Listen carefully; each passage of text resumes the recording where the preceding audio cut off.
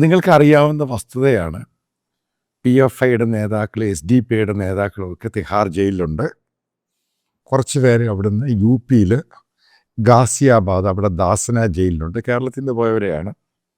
അപ്പോൾ അപ്രോക്സിമേറ്റ് കണക്കെന്ന് പറയുന്നത് ഏകദേശം 200-നടുത്തുള്ള മലയാളികൾ ഈ P F I S D P I കേസുമായിട്ട് ബന്ധപ്പെട്ട് വിദേശത്തുനിന്ന് കൊണ്ടുവന്ന ഉൾപ്പെടെയുള്ളവർ ഈ 2 ജയിലുകളിലുണ്ട്. പിന്നെ ഇന്ത്യയുടെ വിവിധ ഭാഗങ്ങളിൽ പല ജയിലിലുമുണ്ട്. ഈ ഏകദേശ കണക്കൊന്നും ഗവൺമെൻറ് പുറത്ത് വിടുന്നില്ല. പക്ഷേ ഇത് ഞാൻ പറയുന്നൊരു ഏകദേശ കണക്ക്.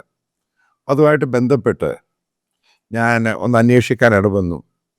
ഈ പി എഫ് ഐ ഇസ്ലാമിക ഇന്ത്യ വരണം എന്ന് ആഗ്രഹിച്ച, കാലിഫൈറ്റ് ഇന്ത്യ വരണം എന്ന് ആഗ്രഹിച്ച ഈ നേതാക്കളും ഇതിൻ്റെ സീനിയർ പ്രവർത്തകരും എന്തൊക്കെയാണ് ഈ തിഹാർ ജയിലിലും ദാസന ജയിലിലും അവിടെ അവർ നടത്തിക്കൊണ്ടേ. കാരണം ഇത്രയും നാളായില്ല ഒരു ജയിലിലാണല്ലോ.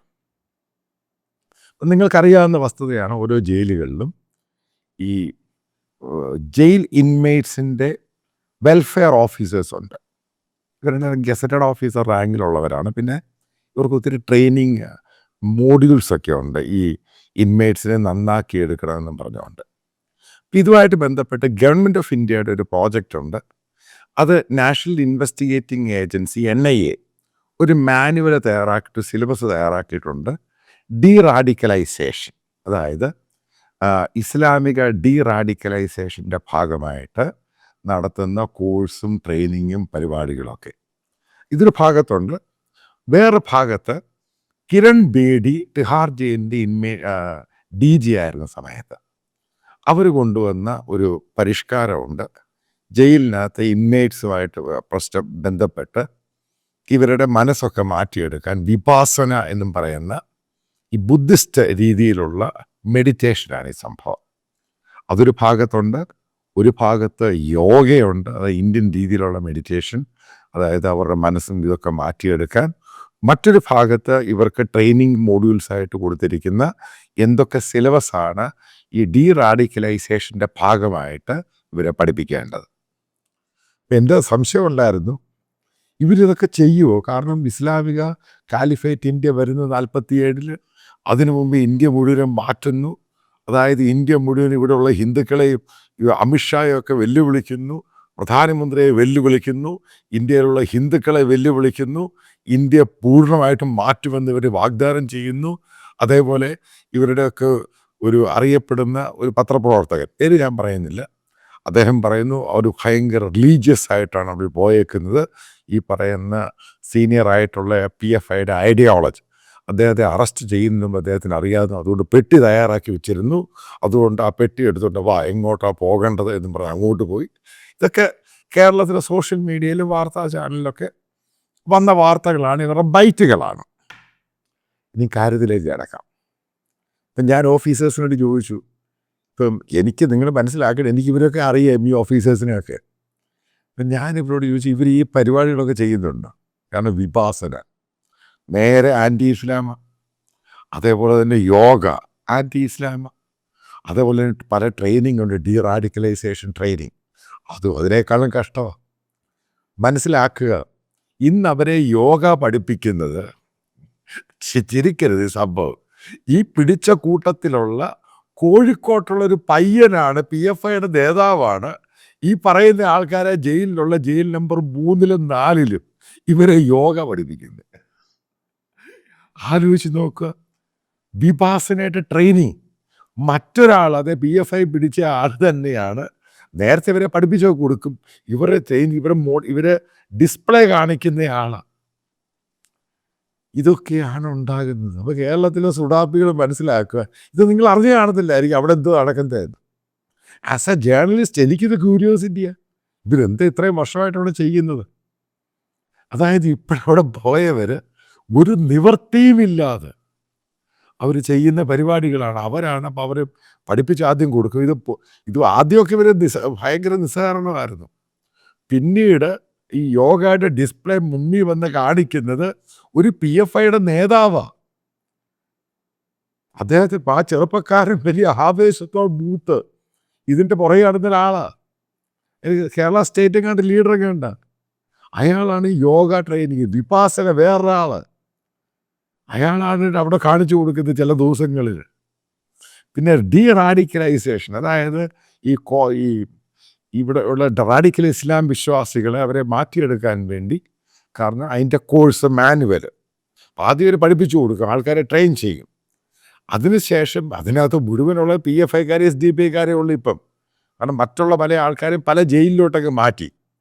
അപ്പോൾ അതിന് ഇവർക്ക് ട്രെയിനിങ് ആയിട്ട് കൊടുക്കുന്നത് ഇപ്പം ഇവർ പറഞ്ഞു കൊടുക്കുന്നത് എന്താണ് ഇന്ത്യ, എന്താണ് ആൻറ്റി ഇസ്ലാം, ആൻറ്റി റാഡിക്കൽ ഇസ്ലാം എന്താണ് ISIS, അവരെന്താണ് ഉദ്ദേശിക്കുന്നത്, ഇതിനെപ്പറ്റിയൊക്കെ ക്ലാസ് എടുത്ത് കൊടുക്കുന്നത്. അതായത് ഇപ്പോഴ് ഈ പറയുന്ന PFIക്കാരെ പഠിപ്പിക്കുക. ആലോചിച്ച് നോക്ക്. ഞാൻ പറയും, ഇന്ത്യ എന്ന് പറഞ്ഞ ബനാന റിപ്പബ്ലിക് അല്ല. ഇവൻ്റെയൊക്കെ സ്ഥിതി എവിടെ പോയെന്ന് ആലോചിക്കുക.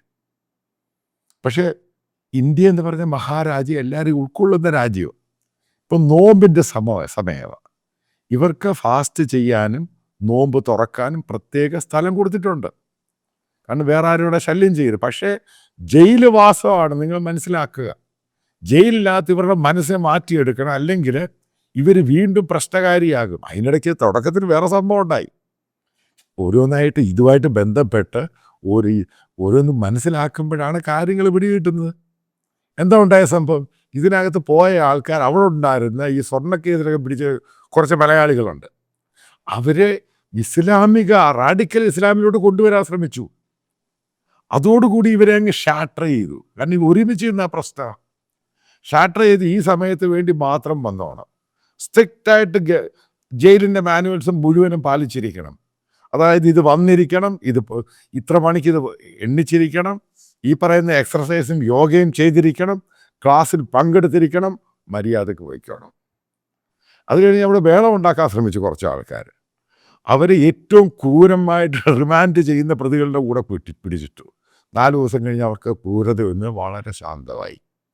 കാരണം ജയിലുകാർക്ക് അറിയാം, അവർ ഈ കാശ്മീരിൽ നിന്നുള്ള ടെററിസ്റ്റുകളെ പിടിച്ചിട്ട് അവരെ എങ്ങനെ മെരുക്കുക. അതിനിടയ്ക്ക് ഈ PFI എന്നും പറഞ്ഞാൽ അവരെന്ത് ചെയ്യും? അവരെടുത്തു അതിനെയൊക്കെ മെരുക്കിയെടുത്ത് ദൂരെ കളയും. എനിക്കറിയാം, ഈ കാശ്മീരി ടെററിസ്റ്റുകളുടെ അവർ സംസാരിക്കുക അത്ര ഹാർഡ് കോർ സംഭവമാണ്. അവനെയൊക്കെ പുല്ല് പോലെ ഒടിച്ച് മടക്കുന്നവരാണ്. അപ്പോൾ അതിനിടയ്ക്ക് PFI എന്ത് ചെയ്യാനാ? ഇതൊക്കെ നിങ്ങൾക്ക് ഉണ്ടാകുന്ന പൊട്ടത്തരവും വിഡ്ഢിത്തരവും കൊണ്ട് ഉണ്ടാകുന്ന പ്രശ്നമാണ്. അപ്പം എങ്ങനെയാണ് ജയിലിലെ ലൈഫ്? ഇന്ത്യയും ഇസ്ലാമിക രീതിയിൽ കേരളത്തെ മാറ്റി, കേരളത്തെ ഡിവിഷൻ ഉണ്ടാക്കുക, പ്രശ്നം ഉണ്ടാക്കുക. അവരുടെ ലൈഫിൻ്റെ കാര്യമാണ് പറഞ്ഞത്. ദാസന ജയിലാണ് യോഗി ഭരിക്കുന്നത്. അവിടെയാണെങ്കിൽ ഇതിനേക്കാളും കഷ്ടമാണ്. ഏതാണ്ട് പകുതി സംഖ്യയായിട്ട് മാറിയെന്നാണ് ഒരു ജയിൽ ഓഫീസർ പറഞ്ഞത്. എവിടെ? ഈ ദാസന ജയിൽ ഗാസിയാബാദിൽ.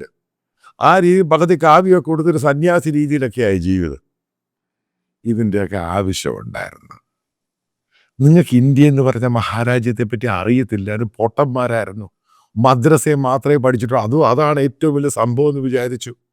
ഇതിനകത്ത് എഡ്യൂക്കേറ്റഡ് ആയിട്ടുള്ളത് PFIക്കാരുണ്ട്.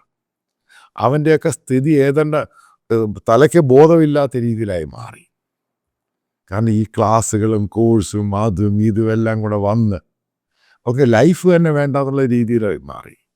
പല ആൾക്കാരും അവരെ ട്രെയിൻ കൗൺസിലേഴ്സിനോട് പറയുന്ന അവരുടെ ലൈഫ് കംപ്ലീറ്റ് ഷാട്ടറായി. കാരണം നാട്ടിൽ കംപ്ലീറ്റ് അവരുടെ വീടും സ്വത്തും അതും ഇതും അവിടെ ഒന്നും അനങ്ങാൻ പറ്റാത്ത സ്ഥിതിയായി.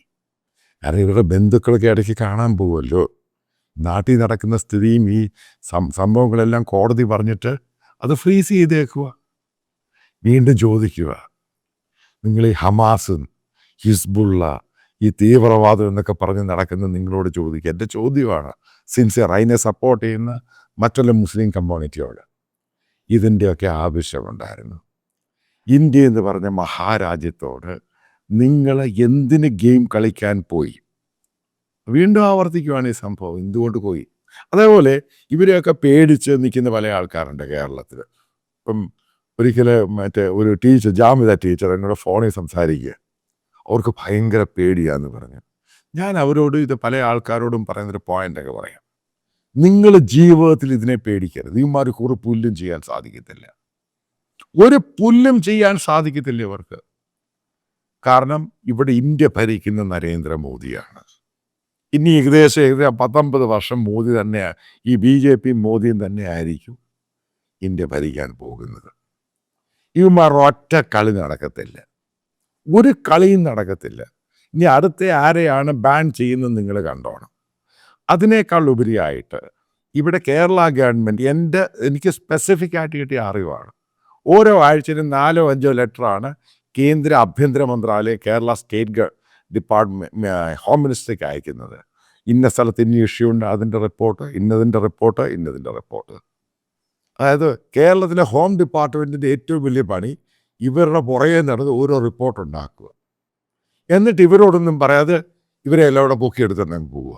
മനസ്സിലാക്കുക, ഗവൺമെൻറ് ഓഫ് ഇന്ത്യ എന്ന് പറയുന്നത് തുനിഞ്ഞിറങ്ങിയേക്കുകയാണ്. എന്ത് കേരള ഗവൺമെൻറ് സഹകരിച്ചാലും ഇല്ലെങ്കിൽ അവരിത് നടപ്പിലാക്കും. അതായത് കേരളത്തെ ശരിക്കും മോണിറ്റർ ചെയ്യുന്നുണ്ട്. നിങ്ങൾ സോഷ്യൽ മീഡിയയിൽ ഇടുന്നവരെ മോണിറ്റർ ചെയ്യുന്നുണ്ട്. നിങ്ങൾ എന്നെ വന്ന് കമൻറ്റ് ബോക്സിൽ തെറി വിളിക്കുന്നവരെ മോണിറ്റർ ചെയ്യുന്നുണ്ട്. അതുകൊണ്ട് നിങ്ങൾ വിളിച്ചോ, കാരണം നിങ്ങളുടെ സ്വഭാവം അപ്പോഴല്ലേ എക്സ്പോസ് ചെയ്യാൻ പറ്റത്തുള്ളൂ. അല്ലെങ്കിൽ ഇതേപോലെ പോയിട്ട് രാവിലെ വിപാസനയും അത് കഴിഞ്ഞ് യോഗയും അത് കഴിഞ്ഞ് റാഡിക്കൽ ഇസ്ലാമിൻ്റെ തെറി വിളിക്കുന്ന രീതി നിന്നെക്കൊണ്ട് തന്നെ അവനെ പഠിപ്പിക്കുന്നു. അതായത് വിഷം കുത്തിയ പാമ്പിനെ കൊണ്ട് തന്നെ വിഷമെടുപ്പിച്ചു. അതാണ് പറയുന്നത്. ഇന്ത്യ എന്ന മഹാരാജ്യത്തെ പറ്റി മനസ്സിലാക്കുക. ഇന്ത്യ എന്ന് പറഞ്ഞ മഹാരാജ്യം ഒരു കാരണവശാലും എവിടെയും ബെൻഡ് ചെയ്യത്തില്ല, ഒടിഞ്ഞു കൊടുക്കത്തില്ല. ഇത് കാട്ടറിവ് രാജ്യമൊന്നുമല്ല, സ്ട്രോങ് നേഷനാണ്. അതിൻ്റെ ഫൗണ്ടേഷൻ വളരെ ക്ലിയറാണ്. അതിനിടയ്ക്ക് നീ ഈ ഊളത്തരവുമായിട്ട് വന്നു കഴിഞ്ഞാൽ അതിനൊക്കെ പരിമിതിയുണ്ട്, നോക്കും.